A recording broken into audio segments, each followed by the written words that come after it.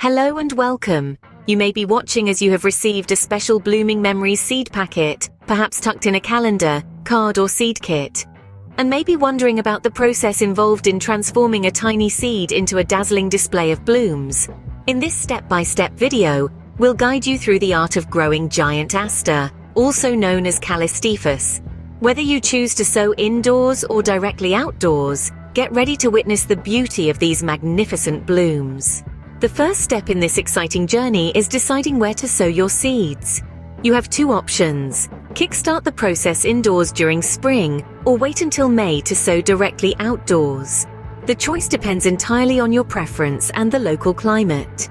Once you've made your decision, the next step is to sow your seeds. Whether indoors or outdoors, surface sow your Giant Aster seeds onto moist, well-drained seed compost.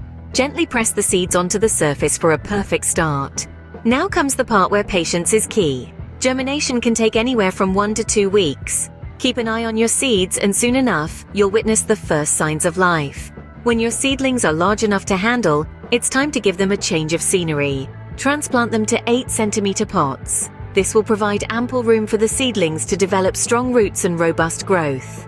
As the weather warms up, it's time to acclimatize your seedlings to the outdoor environment. Plant them out in prepared soil, sowing 6 millimeters deep in drills spaced 30 centimeters apart. A finely tilled soil will provide optimal growth conditions. As your Giant Aster plants begin to grow, thin them out as required. This will ensure each plant has ample space to reach its full potential, giving you a more stunning display of flowers. Remember, Giant Asters are sun-loving plants that prefer rich, well-drained soil, so make sure to choose a sunny spot in your garden to plant them. Finally, to extend the flowering window and encourage continuous blooms, make sure to deadhead or cut flowers regularly. This simple practice will keep your Giant Asters looking fresh and beautiful all season long.